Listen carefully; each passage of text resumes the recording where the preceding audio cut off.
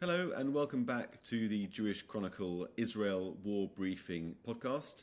I'm Jake Wallis Simons, the editor of the Jewish Chronicle, and I'm delighted to be joined by Bernard-Henri Lévy, the iconic French philosopher, writer, filmmaker, and public intellectual, whose new book, Israel Alone, which is a magisterial, lyrical, moving reflection on October the 7th, is out in October and can be pre-ordered now. So, Mr. Lévy, thank you so much for joining us.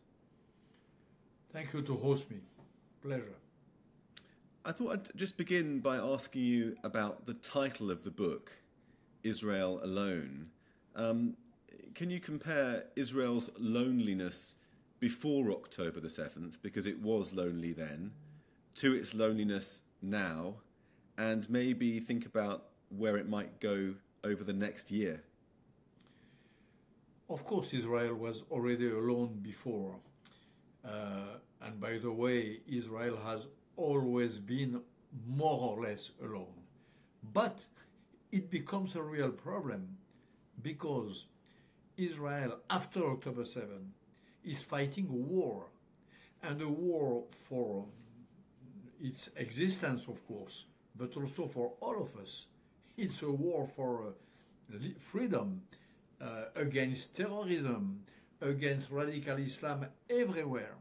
And it is really concerning that for this war, Israel is alone. When the Americans, I'm now in New York, when they retaliated against September 11, they were not alone. When they retaliated against the Taliban and Al-Qaeda in Afghanistan, there was a strong coalition behind them. When we French retaliated against ISIS after the terrorist attack in Paris, Charlie Hebdo, etc., there was a big coalition with us. America, rest of Europe, Arab countries, and so on. Israel is waging the same sort of war, and it leads this war and conducts this war absolutely alone, with some allies who try to put rocks on its road to impeach, to prevent, to embarrass the retaliation. It's absolutely never seen. I never saw that in my life. And the three examples are absolutely comparable. You can compare them. I think there's a lot of truth in that, but I think also we need to recognize that in April, when Israel came under attack with 300 projectiles from Iran, there was international solidarity. There was US planes, British planes, French, Jordanian, Saudi help defending Israel from destruction at that time. How does that fit into the idea of Israel being alone? My dear, everybody says Israel has the right to defend itself, right to self-defense. As we say in French, il manquerait plus que ça. That's the minimum. Every country in the world has the right to self-defense. Problem is not that. Of course, when it rains, not cats and dogs, but drones and missiles from a neighbor country, thanks God, there is a reaction and a help. Problem is not that. The problem is to help Israel to win, not to defense. To defense is evident. Any country, even the worst country in the world, they would have right to defend themselves, and there would be help for that. Now the question is not that. The question is to defeat the third stage of modern radical Islam. Al-Qaeda, ISIS, Hamas. The problem is to help Israel to be victor in this battle. And for that, which is a real battle, Israel is alone. Yeah, I mean, it feels to me sometimes that people don't want Israel to be totally destroyed. They just don't want Israel to win. They want Israel to have another draw and back to the status quo that we got to before that went so badly wrong on October the 7th. I mean, I was struck also, there's a beautiful phrase in your book where you say that the beast unchained with its muzzle bared, hungry for Jewish flesh, which is to say, human flesh, making the link between Jewish flesh being the first taste of human flesh, i.e., the enemy is the same that faces us in the West as the one that the Israelis are facing on the front line. Why do you think it's so hard for people to get that point? Because they don't understand what being a Jew means. They believe that Jews are a vague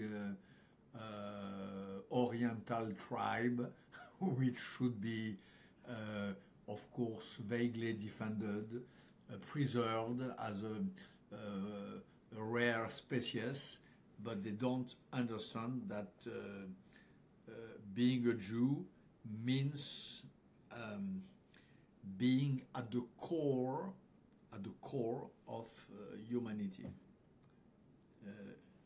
Pound of Jewish flesh, I say, which is pound of human flesh. Yeah, people don't understand that.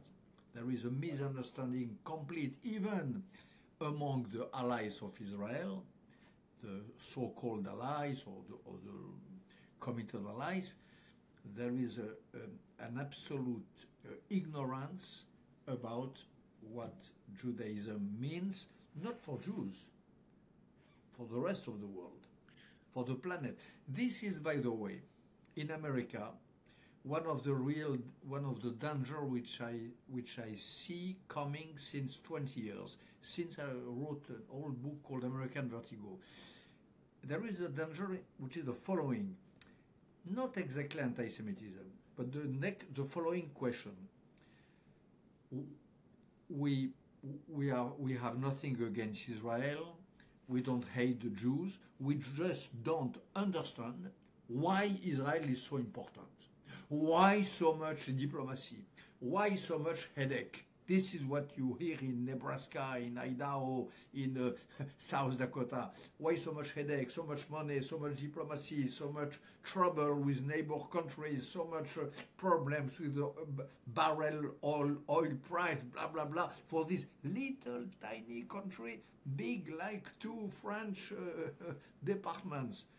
This is what I hear coming up and groaning and roaming since 20 years.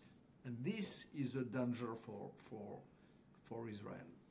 It feels to me interesting because that's the other side of the coin. Normally we, on the pro-Israel side of the argument, say that people focus on Israel too much. They obsess with Israel because they're demonizing it and they're making out as if it's the worst satanic country in the world. What you're describing is the other half of that, which is don't support it, don't make a big deal out of it because it's not such a big deal. And those two things work together to prevent support and only legitimize attack. There is two different things. Israel, honestly, is a big deal, but is not the devil. You can be a big deal without being a devil. The world today seems like having to choose between two proposals. Israel is a devil or Israel is a piece of shit, as said a former ambassador in UK 10 or 15 years ago. No, between piece of shit and devil, you have Jewish states. And Jewish state occupies a major place, is at the center of something which is consubstantial with humanity and with the world, as long as it is livable, as it is a world which you can live in, which you can yishuv. If the world is yishuvable, okay, it is thanks to a lot of people, to ecologists, to protect the planet, blah, blah, blah. But it is also due to the Jews and the existence of Israel. This can be demonstrated. I would need more time than these few minutes, but it can be demonstrated. Now, your book has got three parts. The first one is called October the 7th and After. The second part is called Negationism in Real Time. And the third is called History of Truth. But it opens with the idea of an event with a capital E. borrowing from the German philosopher Rainer Schurman, who talked about the event with the capital E being an era-opening event. And you're saying that you were in Ukraine before, doing a lot of reporting and observing there. But then when October the 7th happened, you moved your focus to Israel because it was such an event. Can you describe what that means and why that was? What means an event with capital E? And why October the 7th was such an event? Number one, something which never happened. Never happened. Like, I don't know, September 11 never happened. You never had planes exploding twin towers in the capital of the world. So October 7 never happened. An invasion of a country with hundreds of savages killing, burning, violating, raping and killing, blah, blah, etc. This never happened. Okay, number one. Number two, unpredictable. Second characteristic of an event, unpredictable. Black swan, as the economists say in a quite different context. You can have all the pieces of the puzzle, you can assemble them, you cannot reach the conclusion that this will happen. It is so much out of the scope, out of the landscape, out of what human rationality can prospect, that you don't see it. Number two. Number three, it frames in a different way. It opens a new page of the future. Future is not the same after geopolitics and so on. And maybe fourth, maybe that it rewrites also an event with capital E, part of the past. You know, there is a sentence of a French writer called Sioran, which I like. He says, in French, on ne sait jamais ce que vous réserve le passé. In English, you never know what the past reserves to you. We never know how the past will improvise itself. And it is true. In the light of an event with capital E, a lot of things which we thought we knew and we understood change completely aspects and face. For example, you cannot speak in the same way of the two-state solution after and before. Yeah. You cannot have the same opinion on Hamas. For example, a lot of people believed that Hamas was, of course, there was a chart of the Hamas which preached for the destruction of Israel, but the people were in a process for normalization. There is a lot of things which we thought in the past. The fact that Israel was unvulnerable, that Israel was so strong that it could not be wounded, the fact that Israel is a solution to the problems and to the suffering of the Jews in diaspora. All these are convictions which we had and which have to be revised in the new light cast and shed by the event with capital E. That's right. In fact, the New York Times columnist Bret Stephens has written about how after 9/11 in the CIA HQ in Langley, there was a notice on the wall saying every day is September the 12th. And I think that we feel that way now. Every day is October the 8th. It's hard to recall what it was like before October the 7th. And again, Bret Stephens, I don't know him, but I read him. He's honestly, thanks God, he's in his voice is heard in America. Thanks God. In this strange climate where we are. I am in New York now. I hear, I see. You have voices like Bret Stephens. Thanks. Yeah.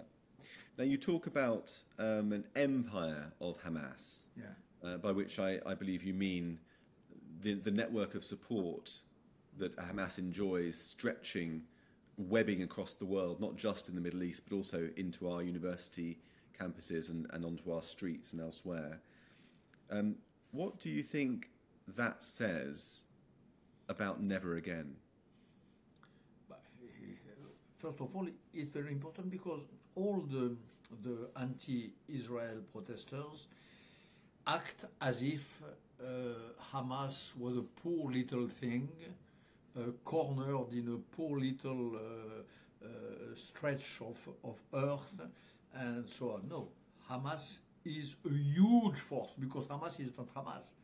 Hamas is Hamas plus Hezbollah, plus Houthi, plus Iraqi militias, plus Iran, plus Muslim Brotherhood, which means Erdogan, plus Russia, because we know now that October 7 was prepared before with the help of Russians, and we know that October 7 was celebrated after in the Kremlin, receiving Mr. Anier and others. So that has to be very clear.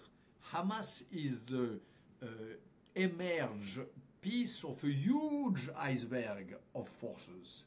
Hamas is just the peak of the force. And by the way, it makes all the more shocking the paradox which I underlined before.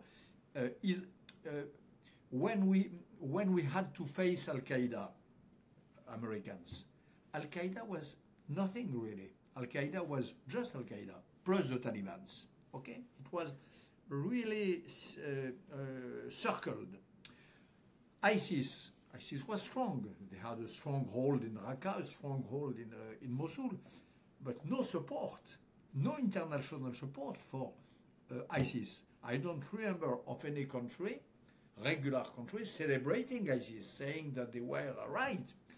Hamas, they are like ISIS and like Al-Qaeda, except that they have Russia on board, they have Turkey, they have in a way maybe China, they have Iran, etc., etc. So never radical Islam, terrorist Islam has been so strong, so supported by strong, legitimate state forces, and never the one who fights against that is so alone, Israel.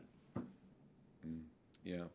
And in terms of the attitude of the West towards this foe, we've touched on this before, never again is beginning to sound a little bit feeble, isn't it? Of course. It has become meaningless. Meaningless. You cannot say never again and find excuses, search the context for what happened on October 7, because October 7 was an act animated by the will of genocide. If we give to the words their sense, you have lawyers, judge in South Africa who starve for Israel being condemned for genocide, but there is nothing such. Israel has in no way any intention of suppressing the Palestinian population. They may make some casualties, of course, too much in a terrible war, but never, you have not one commander of the army of Israel saying we are Palestinians, Hamas and their supporters, opposite. Yeah. The idea is to create a Palestine free from the river to the sea, which means eradication of Israel and its 8 million Jews, eradication or expulsion. Yeah. This is the genocidal will. So what happened on October 7 was the again of what should have never occurred again. And this idea of negationism comes in here, doesn't it, as well? This instinct in the West to undermine Israel's right to defend itself as it struggles on our behalf.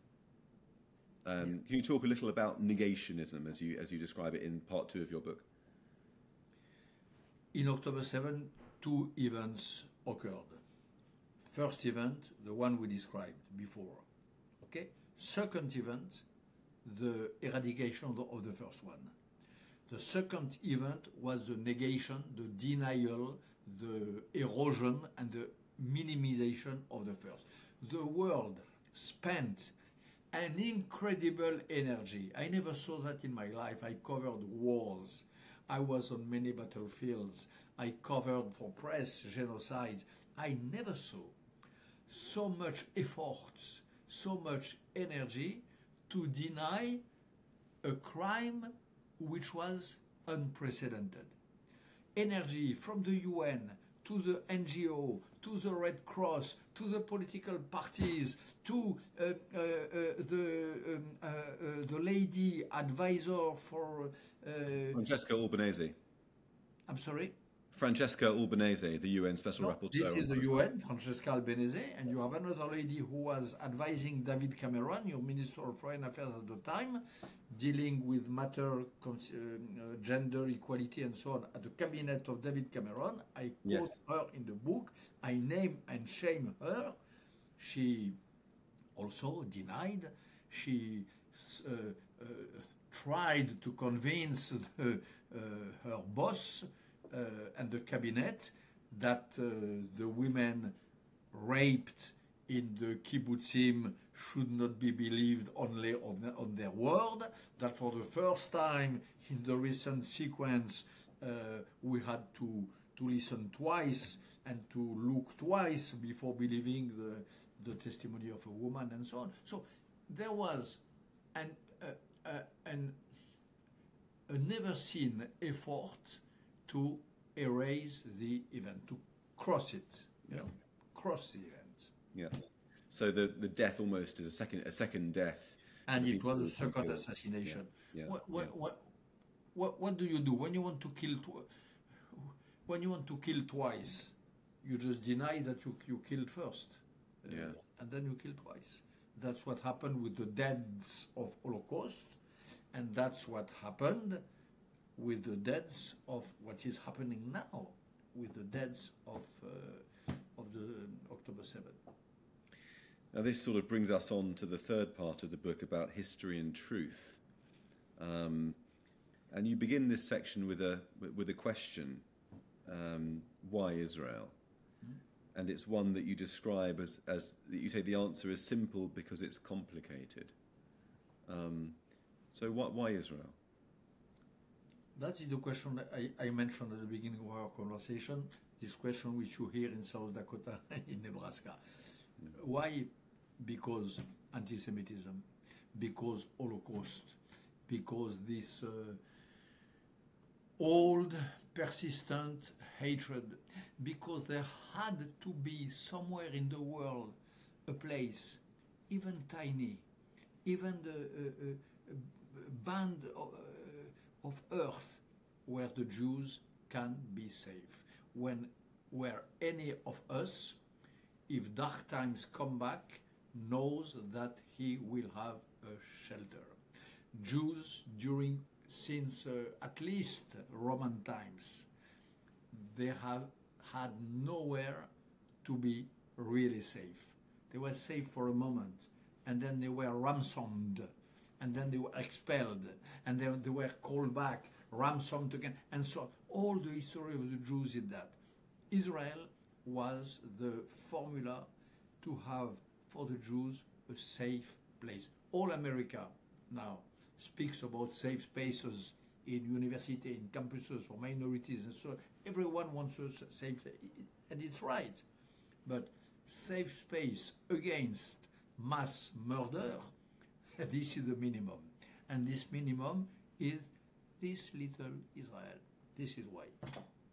And how do you explain this instinct on campus and on our streets to dress up, to wear the clothes, to imitate the people who would want to kill you? Because they are anti-Semitic, because they are moronic and stupid, because they are mocking those who you speak about. I hope they are a minority. They are mocking the great examples of the revolts of the past, but they had another allure than that. You know, I remember the extreme left in 1968. They were not fascist. They were crazy extreme left, but not fascist, not anti-Semitic, and they would not hide their face by kefir, never. And the red line was anti-Semitism and terrorism. The main French leftist organizations dissolved themselves after the massacre of the athletes, Israeli athletes in the Munich Olympic Games. Mm-hmm. And maybe we could just conclude by seeking to find a little bit of hope or some light somewhere in this bleak landscape. There was a section towards the end of your book where you paraphrase Camus, and you say that many women and men are praying every morning and evening secretly for Israel to win its war against the Empire of Hamas. I think that's right. Because of my advocacy in journalism and open support for Israel, people often come up to me and say, in a low voice, "I think you're right, thank God that you're doing what you're doing." People who would never normally speak up, maybe because of the threat of cancellation. I had someone just last night, he writes about architecture. He says, all my friends would disown me, cancel me, but secretly I agree with you. And is there some hope to be found there, do you think? Of course. And all the more because it is not only in the West. It is the secret prayer of a lot of ladies and men in the Arab world. It is a secret hope of the women in Iran who are at war against the Ayatollah. It is a secret hope of the Kurds who are cursed by the brothers of the Hamas. It is a secret hope of the lawyers and the human rights activists who are in jail because of Erdogan. It is a secret hope of the Uyghur in China.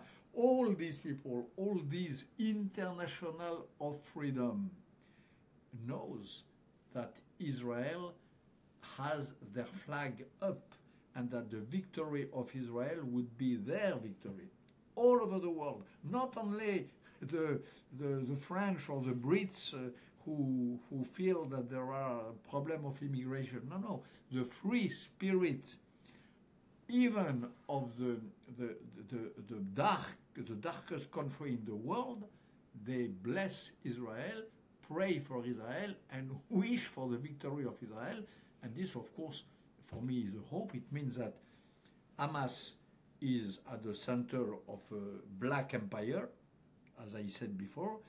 Israel is the enlightened point, which is at the center of a coalition of forces for the good, for liberty, for freedom, and for democracy. This is the fight which Israel is waging at this minute.